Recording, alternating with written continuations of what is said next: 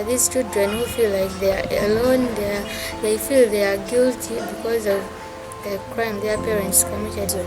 I think that it will help us, we children of prisoners, to unite together as one and have the right of seeing our parents in prison, because we sometimes take long without seeing them. Some can take even 10 years when their parent is in prison. About the international network for children, I think it would help us because our rights are going to be advocated for, like right to education, a right to parental care, a right to express themselves. It will help us to get direct contact with our parents who are in prison.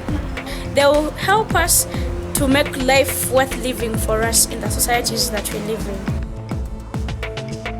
I feel that the children of death row inmates are oftentimes not given the recognition that they deserve. I think just simply having the network will validate their issues. Having it at an international level will also shape our United States government at an international level to do more.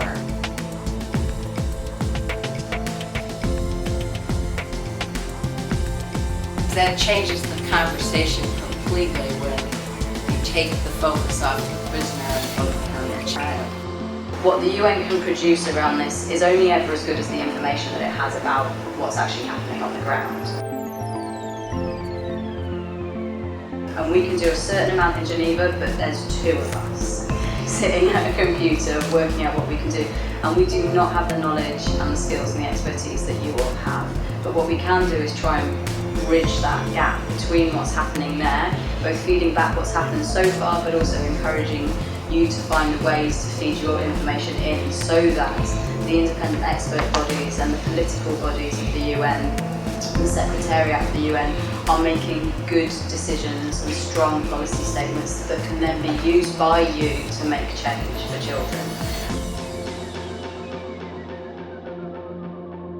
It does not matter the color of our skin. It does not matter where we were born. It does not matter what our educational level is. When people go to prison, we are all dealing with those same issues. The children of prisoners anywhere in the world are dealing with the same things. And together, if we can incorporate all of the outreach that we all have, all of the programmings, whether it's a ministry program, whether it is a community outreach program, together we can make a difference. And so working together internationally is what I feel we need to do, and I will support it 100%. Individual nations can learn a lot from working collaboratively on behalf of children.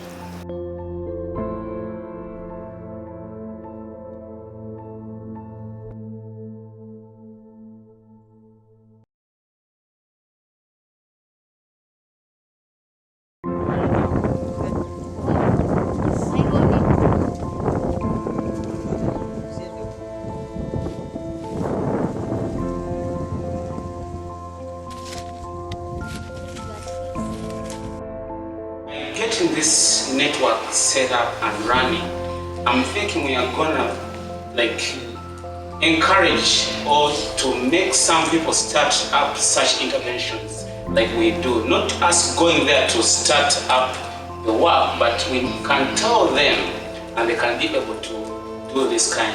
So I'm thinking that how can we help other children? Yes, you are here in the United States, you have got good interventions, in Europe you've got good interventions, but we need to think about the other children, because a child in Africa, a child in India, a child in China, a child in Belgium, if they have a parent in prison, they are the same. So how can we help them? That's what I have on my heart. I'm thinking about those children every day. And I've never seen them, but I don't know why I have a heart for them.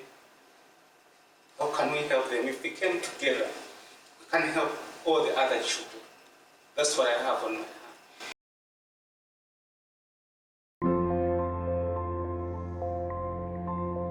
These networks are not only important for what we inspire among ourselves or how we contribute to each other's work. They're crucially important for children of prisoners. Children of prisoners experience the impact of parental imprisonment differently. As we know, every child is unique, Children come from unique circumstances. The countries, customs, services within which we work are all very different.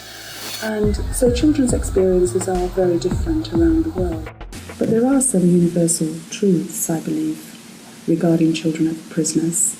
One is that children of prisoners are all likely to be impacted by the stigma of having a parent in prison.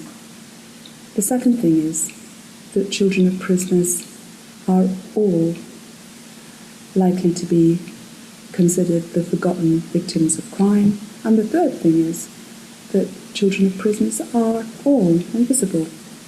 No country that we are aware of actually counts children of prisoners, and therefore in the eyes of many, children of prisoners actually don't count.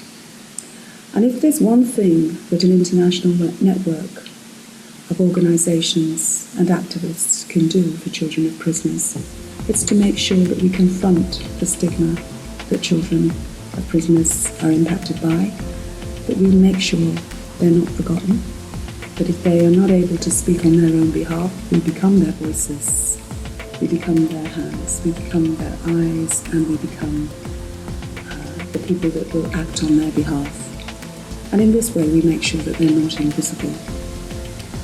And this is why this international network is absolutely crucial.